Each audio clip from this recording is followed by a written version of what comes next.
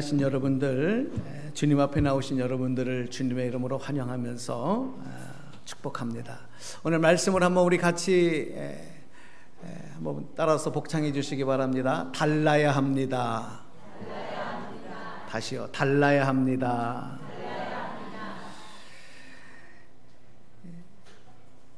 하나님의 뜻을 깨닫는 삶, 하나님의 뜻을 깨닫는 삶, 그런 삶은 이미 엄청난 축복을 받은 거예요. 우리는 뭔가 손에 쥐어지고 눈앞에 보이는 것만 축복이라고 생각하지만 하나님의 뜻을 깨닫는 삶은 이미 엄청난 복을 받았다. 왜냐하면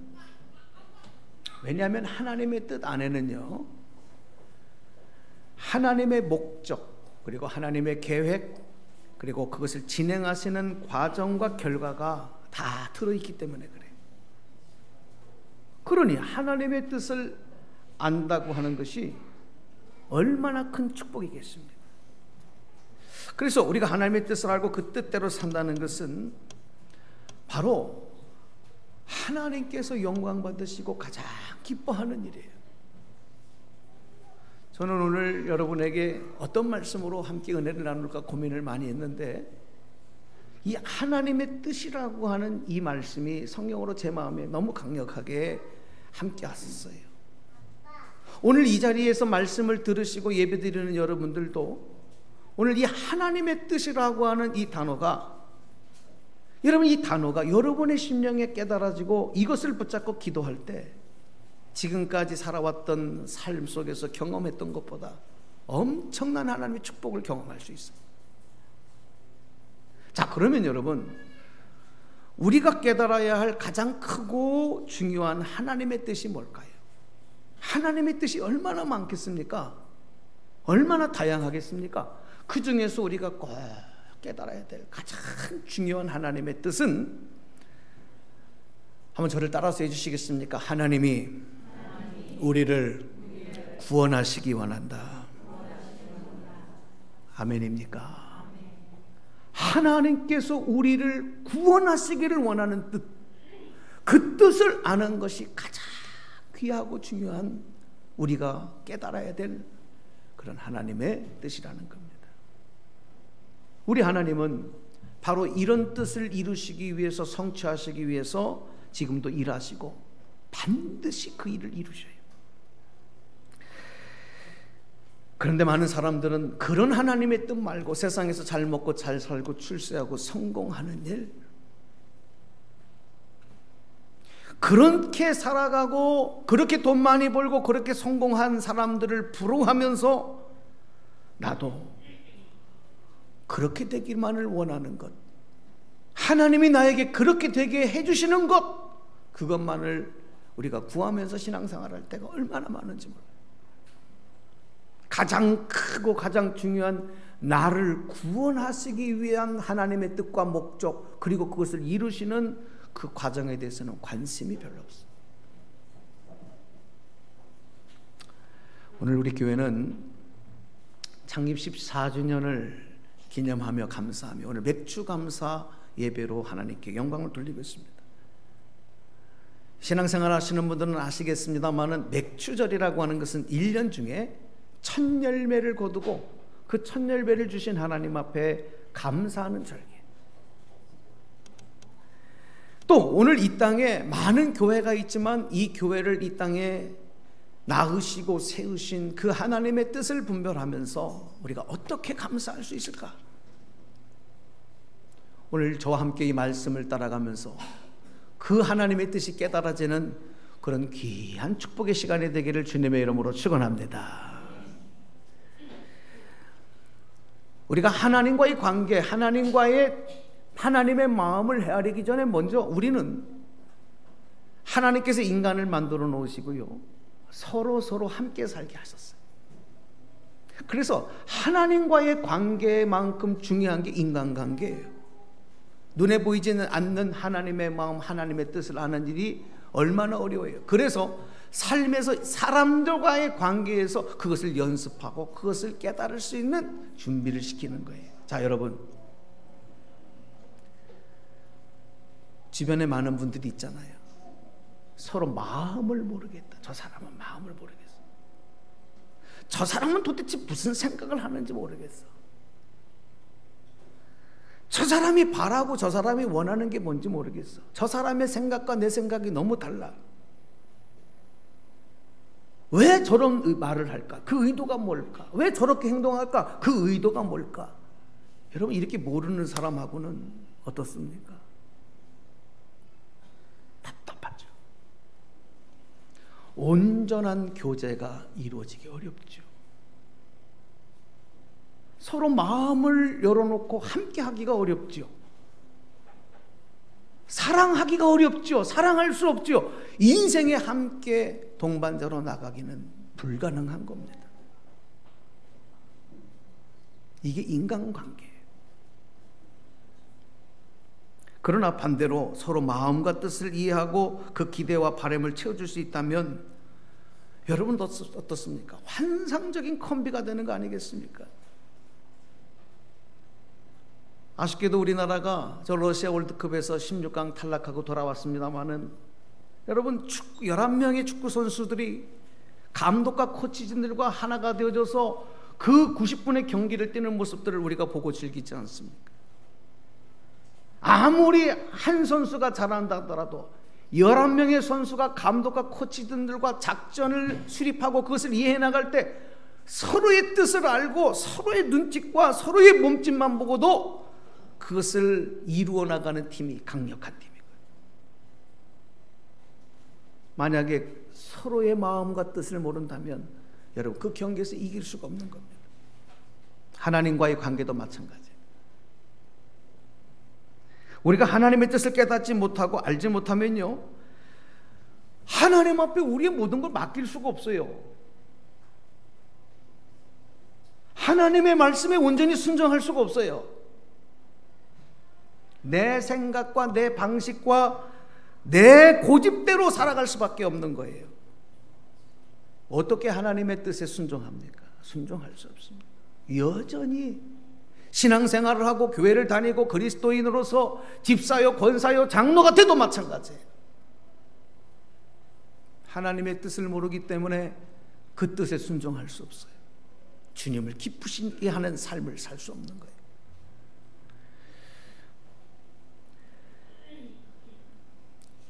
자, 그런데 여러분,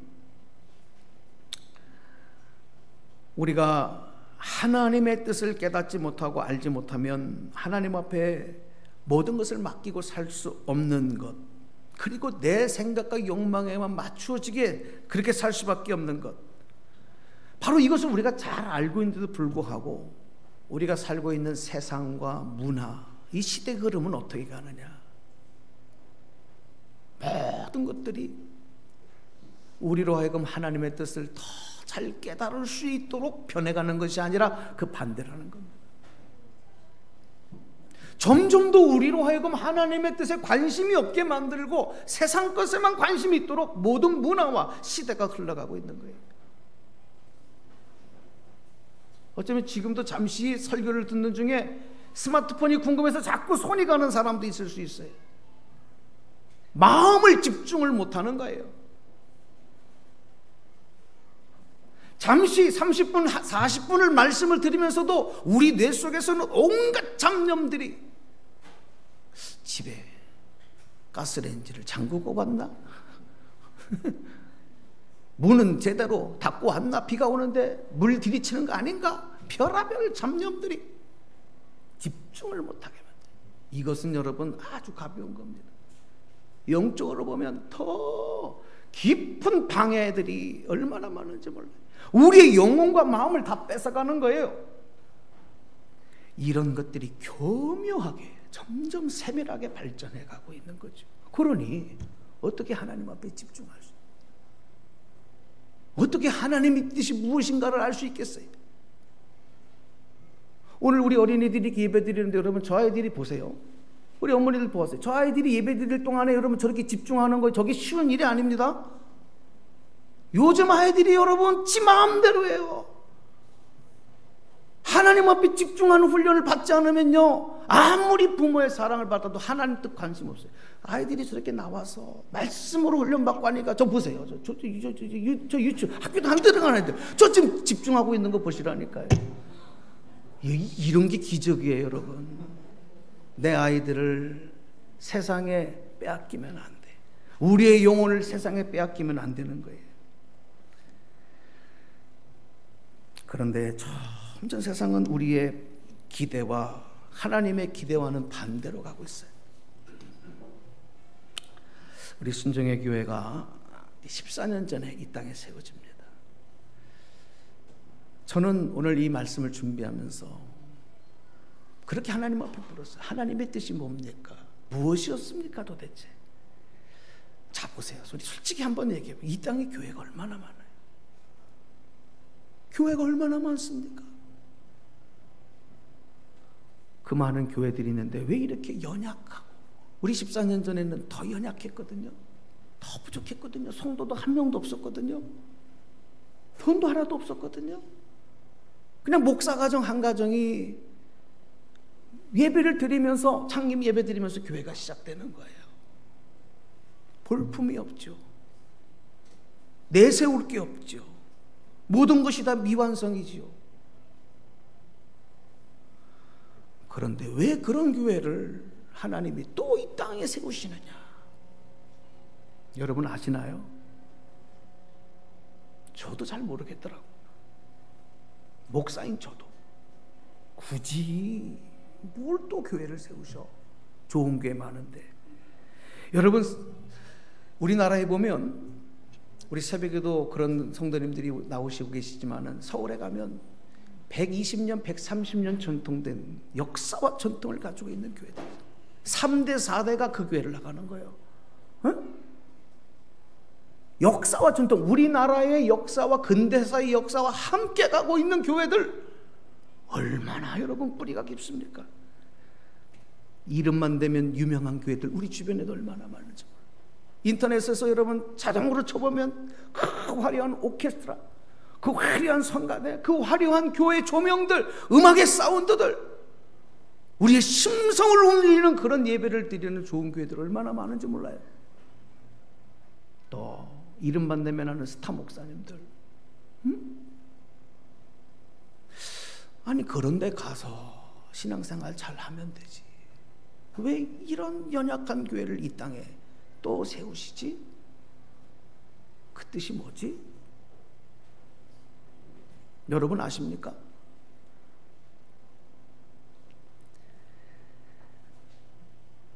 또 그것만이 아니에요. 그런 교회에는요, 성도들이 부담스러워서 잘 나오려고 하지 않아요.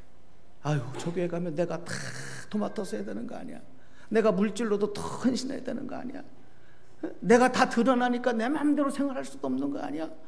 그러니까 자꾸 묻혀 신앙생활하는 걸로 가려고 하지, 자기가 드러나는 개척교회 등록도 안 해요. 그런 형편 하나님 다 아시면서 왜 또 저런 교회를 이 땅에 낳으시고 세우시지?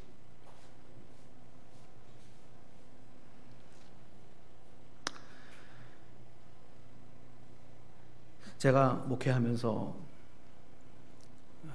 교회를 2번 개척해 봤습니다.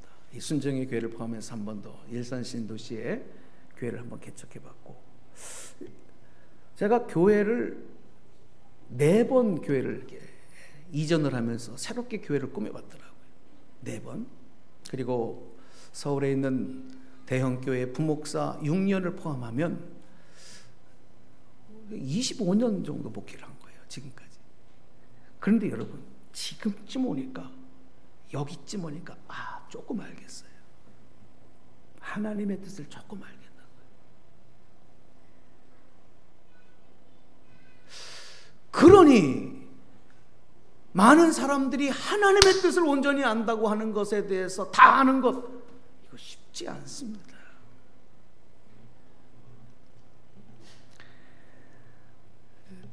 제가 이 말씀을 준비하면서 이 질문을 하고 기도한 끝에 제가 얻은 결과는, 제가 얻은 하나님의 결론은 이거 한 가지예요. 왜 그러셨을까? 왜 그렇게 하실까? 그 결과는 이겁니다. 하나님은 우리에게 축복을 주시고 그 축복의 열매를 자자손손 따먹게 하시려고 하고 그것을 누리게 하시는 것이 하나님의 뜻이다. 그러기 위함이다. 깨닫는 분들 한번 아멘 하실까요? 이 말씀을 들으면서 저게 뭔 소리야? 잘 깨닫지 못하는 분들. 여러분, 하나님의 뜻을 잘 하셔야 돼요. 하나님의 뜻은 여러분이 편안하게 신앙생활 하는 거, 그거 하나님의 뜻 아닙니다. 여러분이 마음껏 즐기면서 여러분이 하고 싶은 대로 그런 좋은 데 가서, 그게 하나님의 뜻이 아니라는 거예요. 저도 여러분 평생을 교회에서 자란 사람이에요. 아버님 목사님 목회하면서 교회에서 주택에서 성미 먹으면서 평생을 자란 사람이고, 좋은 화려한 시설에 있는 교회에서도 목회해보고 다 해봤어요. 중요한 것은 그게 아니고 하나님의 뜻이 뭐냐?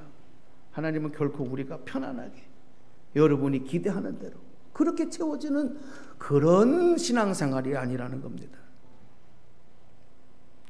하나님은 신앙생활을 통해서 여러분이 복을 받기를 원하셔요.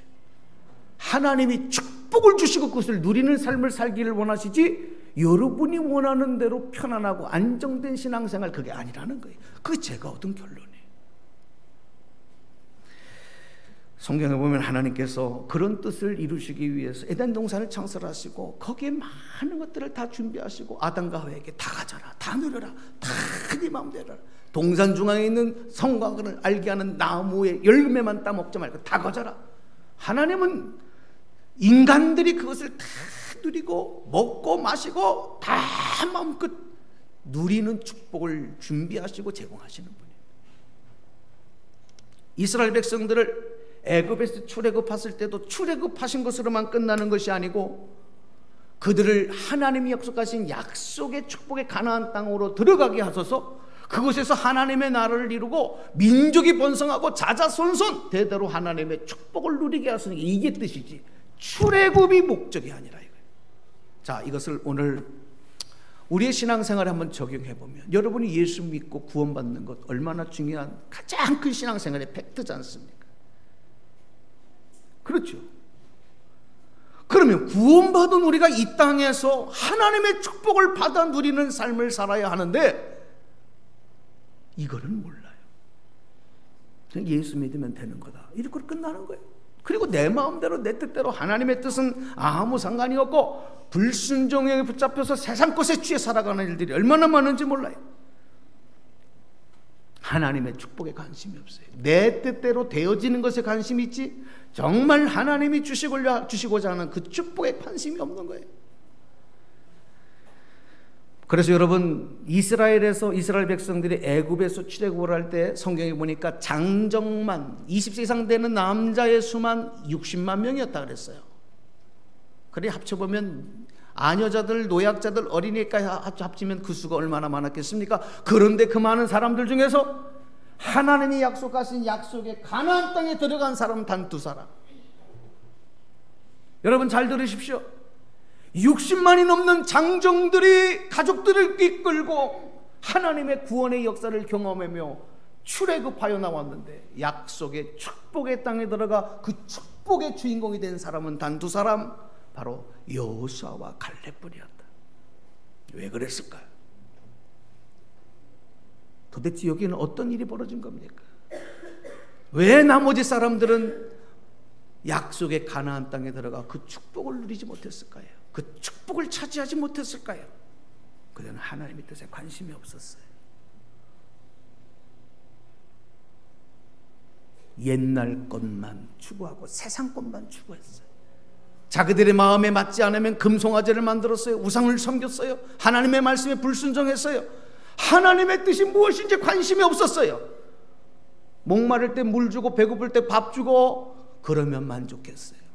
그런 사람들을 하나님은 축복의 주인공 삼지 않으셨다는 거예요. 사랑하는 여러분, 오늘 저는 우리가 신앙생활하고 여러분 한 번밖에 없는 인생을 살아가면서 그냥 여러분 자도취에 빠진 인생 사지 마시고 하나님의 뜻에 관심 갖고 그 하나님이 예비하신 축복을 누리는 삶을 사시는 우리 모두가 되기를 주님의 이름으로 축원합니다. 축원합니다. 축복의 열매를 자자전손 따먹어야 된다. 자, 여러분, 우리 한번 전심으로 찬양하고 말씀을 이제 맺어가려고 합니다. 우리 사명이라고 하는 찬양이 있습니다. 한번 가사를 보시면서 한번 찬양하겠습니다. 반주해 주실까요? 사명. 예. 같이 연주 바이올린도 좀 해주세요. 오셨으니까. 예.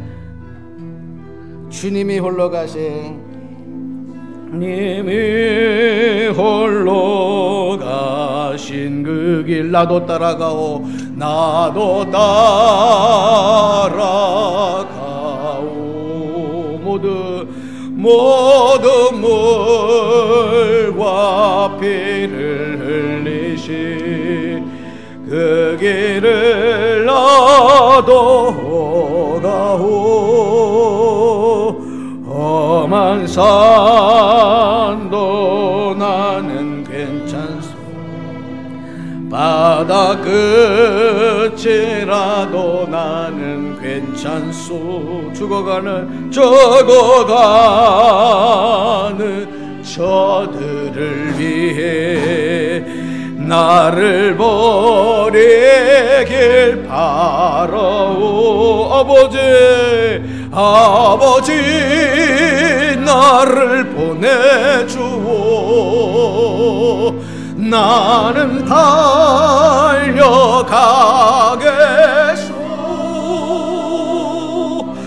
목숨 아끼지 않겠소 나를 보내주오 생명이 나를 미워해도 나는 사랑하겠소 세상을 구원할 십자가 나도 따라가오 생명을 버리면서까지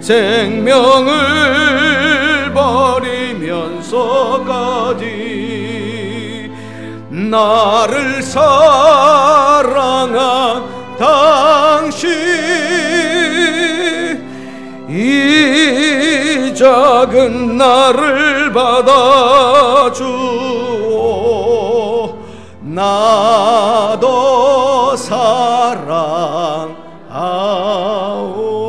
사랑하오 아멘. 사랑하는 여러분, 우리가 이 땅에서 정말 축복의 주인공이 되는 비결이 뭔지 아십니까? 하나님의 뜻을 안다는 것, 하나님의 뜻을 분별하고 산다는 것은 어떤 모습으로 나타나는지 아십니까? 한번 저를 따라서 해주십시오. 달라야 한다. 다시요. 달라야 한다. 다르다는 겁니다. 다르게 보인다. 하나님의 축복의 주인공이 되는 비결은 달라야 합니다. 출애굽의 1세대 중흥 바로 이 여호수아와 갈렙 이 사람들은 바로 60만 명 중에 그게 두 사람만 들어가니까 30만 분의 1의 축복을 받았다. 남녀노소를 합치면 그보다 더 큰 확률의 축복의 주인공이 되었다. 그래서 성경은 그 중에 갈렙에 대해서, 이 축복의 주인공이 된 갈렙에 대해서 오늘 본문 말씀에서 그렇게 말씀하고 계신 겁니다. 자, 오늘 본문 말씀 한 번 더 읽어드릴게요. 말씀 보십시오. 그러나 내 종 갈렙은 그 마음이 그들과 달라서 나를 온전히 따랐은즉 그가 갔던 땅으로 내가 그를 인도하여 드리리니 그의 자손이 그 땅을 차지하리라. 아멘. 그러나 내 종 갈렙은 그 다음에 뭐라 그러셨어요? 그 마음이 어땠다고요? 그들과 달라서. 축복의 주인공은 다릅니다. 달라야 되는 겁니다. 가나안 땅에 정탐을 나갔던 12명의 정탐꾼 중에서 여호수아, 갈렙, 특히 갈렙은 10명의 정탐꾼들과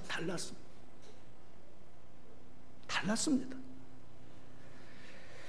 백성들이 10명의 정탐꾼의 보고를 듣고 서로가 다 비관적으로 통곡하며 원망하며 울고 불고 통곡하며 난리가 났을 때 그 백성들과 그들의 지도자이던 10명의 정탐꾼들, 그 백성들, 그들과 달랐어요.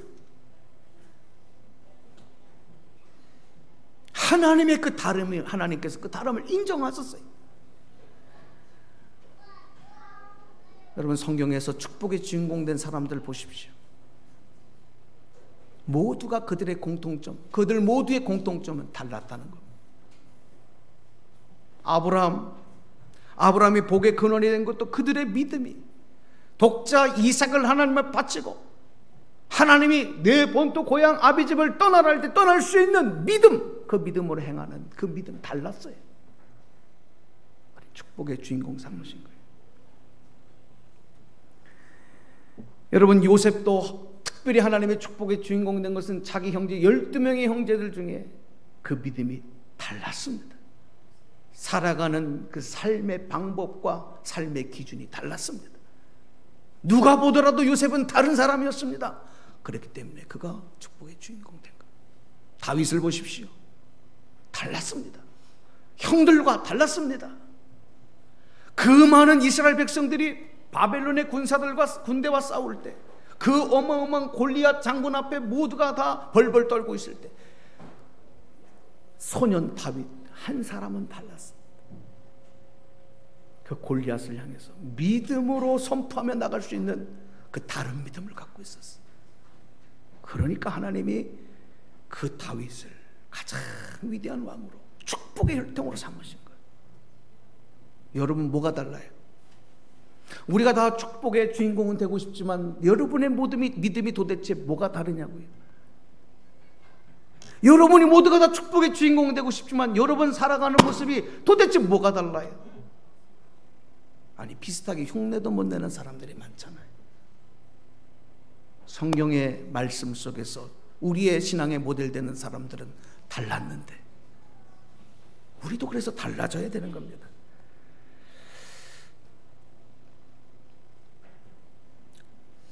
저는 오늘 이 말씀을 여러분과 같이 나누면서 그런 하나님 앞에 다짐을 하고 또 여러분에게도 그런 선언을 해요. 저는 우리 교회가 많은 사람들이 와서 막 어마어마하게 막 부흥이 되고 막 화려한 교회, 제가 막 유명한 스타 목사가 되고, 저는 그런 기대와 그런 목표는 갖고 있지 않습니다. 그러나 한 가지, 오늘 이 말씀을 통해서 여러분과 다시 한번 우리가 앞으로 나아갈 이 교회와 여러분의 신앙 여정 가운데 우리가 각오해야 될 한 가지 제가 이슈를 좀 드리려고 해요. 그건 바로 뭐냐? 다르자는 거예요. 다른 교회와 좀 다르고 신앙생활하는 다른 사람과 좀 다르게 믿음으로 고백하고 그렇게 살 수 있는 믿음의 결단. 저는 오늘 이 믿음의 결단을 하면 바로 그것이 하나님이 가장 기뻐하는 감사의 마음이요 영광 받으시는 우리의 신앙 고백이라고 믿습니다. 할렐루야. 달라지셔야 합니다. 달라야 합니다. 이제 결론의 말씀을 드리겠습니다. 왜 하나님이 그 많은 교회들이 있고 그 훌륭하고 전통과 역사가 넘치는 훌륭한 목사님들이 많은 교회들이 있는데 왜 이런 갓난아기 스스로 혼자 앉지도 못하고 스스로 일어나지도 못하고 스스로 걷지도 못하고 뛰지도 못하는 갓난아기 같은 미약한 교회들을 이 땅에 계속 세우고 계시고, 오늘 우리 교회가 그렇게 세워져서 이제 14살을 맞이했지만 도대체 그 하나님의 뜻이 무엇인가? 제가 아무리 생각해봐도 결론을 내릴 수 없었어요. 그러나 오늘 이 말씀을 통해서 여러분과 분명히 다시 한번 고백할 수 있는 것은, 하나님의 뜻을 분별하고 고백할 수 있는 것은, 하나님이 우리에게 기대하시고 우리에게 바라시는 것은 좀 다르게 기존에 있는 것들 답습하지 말고, 따라하려고 하지 말고, 흉내내려고 하지 말고, 좀 하나님의 기대를 채울 수 있는 다른 교회가 되라. 오늘 저희 교회가 그렇게 여기까지 달려왔습니다. 저희 교회는 다른 교회 흉내내지 않습니다. 어떤 조직도 없습니다. 오직 성도들의 순종의 믿음으로, 차원의 믿음으로, 기쁨으로 감당하며 이루어가자는 이런 우리가 목적을 가지고 함께 할 때 하나님 보시기에 뭔가 조금 다른 게 보이는 것 같아요. 우리 교회를 좀 다르게 인정해 주시는 것 같아요. 그러니까 하나님께서 이렇게 상가 4층에 있는 교회이지만 은혜를 주시고 축복을 주시고, 이곳에 모인 성도들마다, 기도하러 모이는 성도들마다 하나님의 기쁨과 축복을 누리며 가정들마다 축복의 간증들이 쏟아지고 아름다운 믿음의 변화의 삶의 간증들이 쏟아지는 그런 열매들을 우리에게 허락하신 줄로 믿습니다. 오늘 여러분 축복의 주인공 되시기를 주님의 이름으로 축원합니다. 어떻게 하면 좀 더 달라질 수 있을까? 어떻게 하면 내 삶에 좀 변화가 찾아올까? 어떻게 하면 하나님의 뜻을 헤아려 하나님의 기대를 채워드릴 수 있을까? 이 고백으로 무장하며 또 우리 교회가 또다시 일어나 달려가고, 여러분이 또다시 일어나 달려가는 아름다운 역사 이루기를 주님의 이름으로 축원합니다. 자, 우리 한번 다 두 눈을 감아 보겠습니다.